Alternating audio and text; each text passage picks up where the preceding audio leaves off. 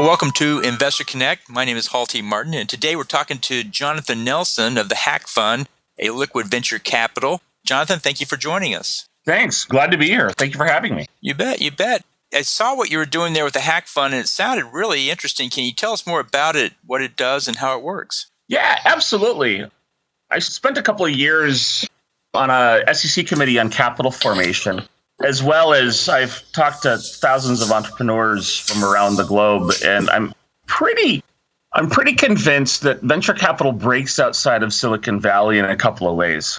Primarily because the only way for venture capital to actually make money is when one of its companies gets acquired or IPOs. And those are kind of catching lightning in a bottle sort of moments. And it happens, and it happens often enough that as an asset class it actually works, but we have a number of companies that we work with, for instance, from Latin America. And your chances of actually getting acquired in Latin America are fairly slim. Or if you're in Eastern Europe, or if you're in, basically outside of kind of some of the coastal areas of the United States or outside of just the United States, your chances of getting acquired are pretty slim. So I decided that we actually needed to take ownership of our own liquidity and not just kind of force our companies to manage that liquidity for us as investors. So we're actually building a liquid fund, and we're using blockchain technology to do that. Essentially what it is we have digital stock certificates that are blockchain based. And so we're a venture fund where people buy our stock, they buy into the fund, and then they will be able to sell their shares in the fund, much like you would be able to buy an Ethereum, a Bitcoin on an online exchange. You'll be able to do that with our Hack Fund tokens or our Hack tokens. And that fundamentally changes the economics and how you think about venture capital. When my limited partners can essentially sell out of or buy more of my fund, my job as a fund manager is to make sure that the value of the companies in my venture fund continue to grow. And so what that is we end up looking for technology companies that grow quickly and measurably. And then we have a third party essentially value our portfolio on a quarterly basis. We audit that. We have that audited by a CPA firm. And then we publish that. And then the market decides whether they like what we're doing, whether they don't like what we're doing, whether they feel there's more upside or downside. But instead of my limited partners having their money locked into the venture fund for a decade or more, they can essentially invest for a couple of years, for a couple of months, or for a decade if they want. So did you run an ICO for the Hack Fund token to kick it off, or did you just declare the Hack Fund token the mechanism to get in and out of the fund, and you didn't raise any money behind it, or how does that part work? So we're actually doing an ICO for the fund as we speak, and we're learning about this fundraising process as it goes. It's a lot different than kind of a traditional venture fundraising process, but we're doing that right now. And, the weird part about it is I don't know how much money we're going to raise when it's all said and done. It could be a couple million, could be 10 million, could be 100 million, because it's kind of auction market based and people buy what they want to buy for as long as our fundraise is open during this ICO. So how does the blockchain improve the fund facility? I understand the liquidity portion of it, but is the inherent decentralized nature of the blockchain give you other advantages to it? It's primarily the fact that anyone who actually owns our token can own our fund. So my cost for bringing on a new investor is the same as my cost for bringing on an investor for $20 or $20 million is pretty much the same. And so I can actually open up my fund to unaccredited investors around the world. The SEC gets crabby with us when we sell it to U.S. unaccredited investors, so we're blocking them. We have anti-money laundering and know your customer kind of checks when people actually buy our fund to be compliant with money laws or with international laws. But we actually have a grassroots community of hackers and founders members who have been attending our hackers and founders events. We have a couple 100,000 attendees who have actually attended our events over the last decade. and they can actually buy into our fund for a couple of bucks. And so my goal is I want to have 10,000 small investors own our tokens, because I want those small investors tweeting and retweeting about our portfolio companies and liking and sharing about it. And I want to democratize not only access to capital, but also access to this investment opportunity. What's the investment thesis of the fund? What exactly are you investing in, or what are you telling people you invest in so they identify with that and say, I want to be a part of that? Yeah, no, absolutely. The fund grew out of this series of events that we held called Hackers and Founders. We've been holding them for about a decade now. It started off with a handful of people and me in a bar in Silicon Valley, and we've now had those events in 120 cities around the globe. A couple 100,000 people have attended our events. And out of that, we actually grew this program where we actually help companies land in Silicon Valley and then scale globally.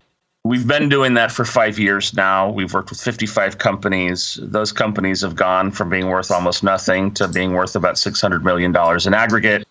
They've raised $100 million. We've had 7 exits.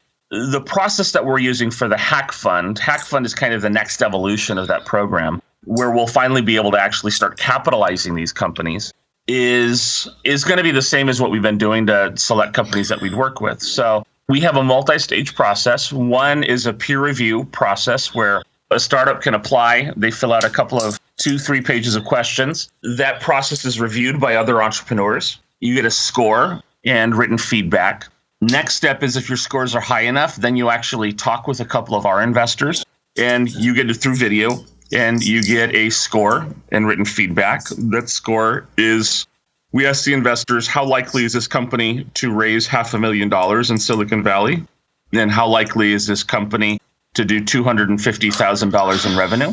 And then from that, if the scores are high enough, we sit down and talk with them and feel if we can add value, if it's something that we care about and that we're passionate about, will work. If you're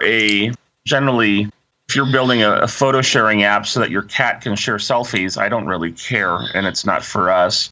We tend to actually work with B2B companies that are revenue focused, companies that are actually building something of value. And because we come out of Hackers and Founders, our companies tend to be fairly bleeding edge. We're extremely technology oriented in terms of our events, and that falls into our portfolio. So we have artificial intelligence, machine learning. We have a couple of Internet of Things companies, VR, AR company. And a lot of these companies also come from overseas. So how does a token go from the group decides to invest in a startup, they have Hack Fund tokens, they give them the tokens. How does the startup take the tokens and convert to fiat so they go hire developers?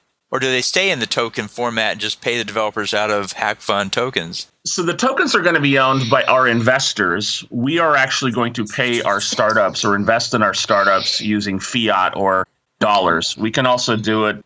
We can invest in them with Ethereum or Bitcoin or whatever, what have you, is if the startup prefers that. Some of them do, some of them don't. But we actually, primarily the basis will be a US dollar-based investment. And when is a token available for sell for liquidity purposes? How long must the investor hold it before they can sell it on the market for liquidity reasons? Sure. So the tokens are actually, we're targeting June, that they'll actually be listed on exchanges. We're in our fundraising process until then.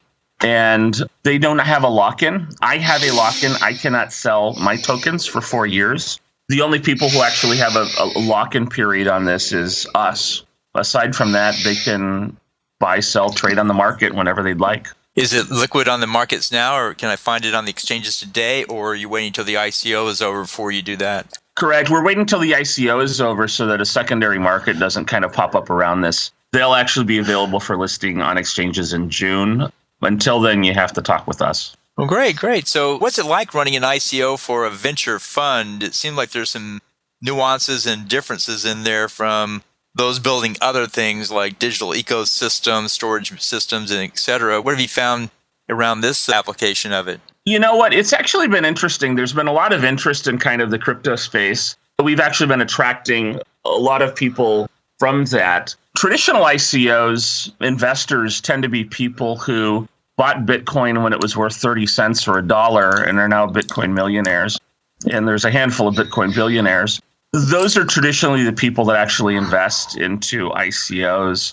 We have a couple of those. Token Market were actually their first investment as a company. They're interested in tokenizing real assets, which is kind of what we're doing. We're tokenizing venture capital as an asset class. It's been a bit of an education process for people interested in investing on the institutional investor side, on the family office side. It's also been a bit of an education to people on the blockchain side. We're doing a lot of talking, we're doing a lot of educating, but at the same time, there's been a lot of interest in what we're doing, and we're excited. I believe that the future of venture capital is that venture capital's got to be liquid. It just makes venture a better product and a better asset class.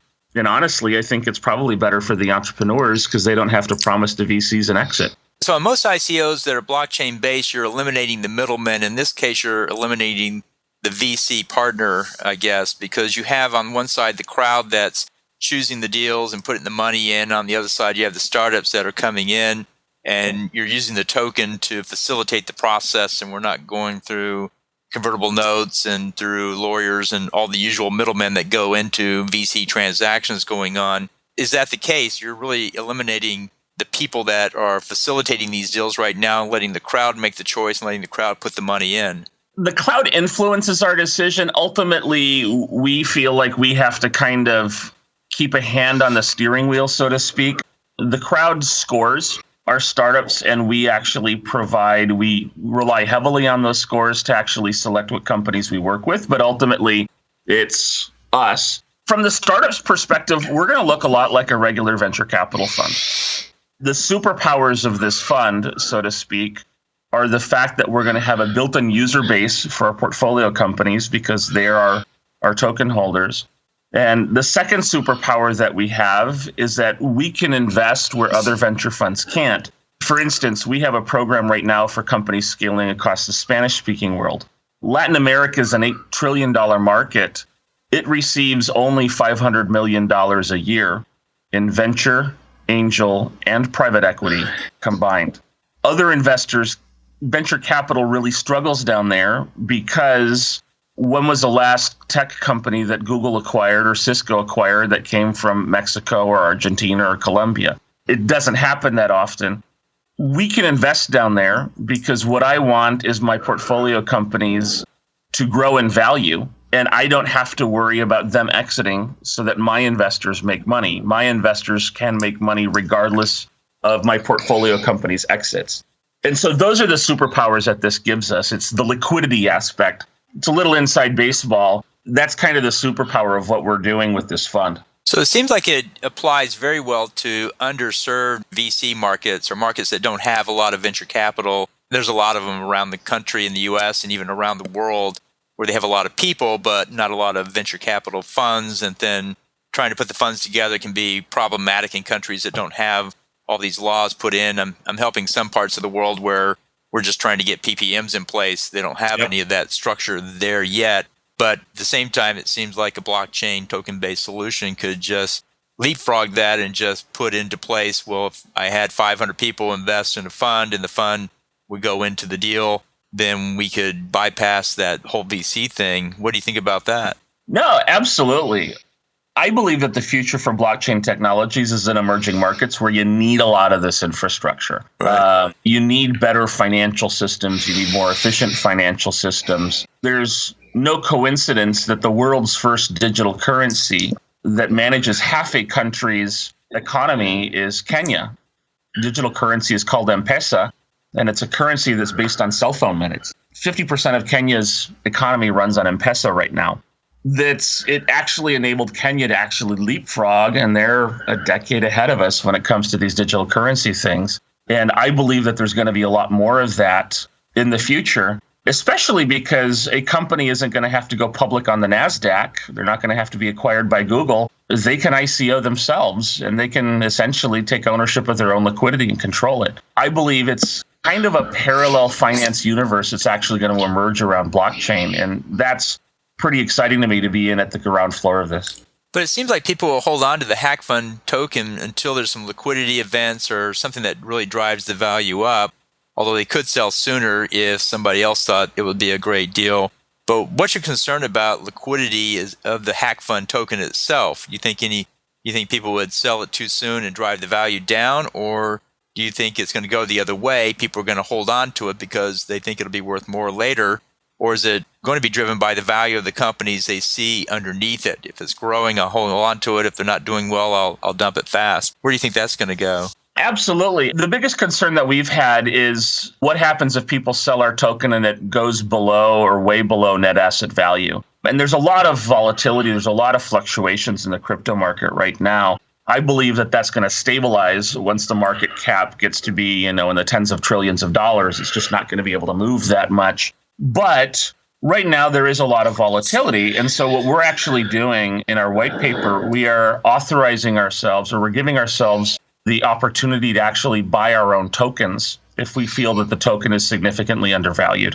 We can essentially buy back our own stock if it flows below our net asset value significantly, because frankly, that's a good buying opportunity. So are you going to be able to do Hack Fund 1, Hack Fund 2, Hack Fund 3, and each be a different token?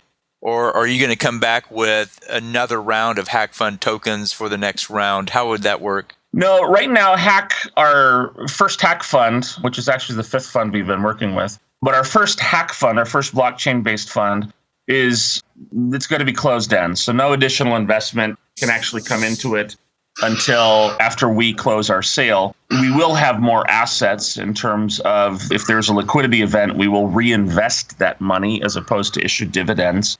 And so that's going to be Hack 1. I'm also very interested in doing something around real estate in startup hubs in emerging markets. I'm considering doing that one later on next year, just because startup ecosystems and the real estate that actually supports that are kind of go hand in hand. And then we're going to do Hack 2, Hack 3 moving forward. It's hard to have a mechanism for kind of an open-ended fund where people can continue buying the token at net asset value. Right now, the plan is just to have serial funds. That may evolve in the future as the technology evolves, and it allows us to have a more open-ended structure. But right now, that's what we're doing. Well, that's great. Well, I appreciate your taking time to share with us. Anything we didn't cover that we need to put in there about the basics of the Hack Fund? If people are interested in learning more, they can go to hack.hf.cx. HF is .cx is Hackers and Founders. And then they can learn more at hack.hf.cx. And, if people are interested in learning more, happy to talk to them, because I believe this is a future of venture capital. So thanks for having me, man. You bet. And how best should they get contact with you? Through the website you just gave us or through some other means? They can contact the website, or if they want to talk to me directly, they can email me at j@hf.cx, and they can go that way. If I don't answer immediately, because I get a little overwhelmed with email from time to time, processing a couple hundred emails, they can bump me in a couple of days, or they can reach out to me on LinkedIn. Jonathan Nelson on LinkedIn is another way. I'm usually fairly straightforward to get a hold of, but sometimes I can be a little slow in responding. Well, that's great. Well, I appreciate you taking time to join us today and share with us about the Hack Fund. It sounds fascinating, and looking forward to seeing how your ICO wraps up. Excellent. Thank you very much, and I appreciate you having me, and great talk. I really enjoy it. Great. Thanks so much. Thank you.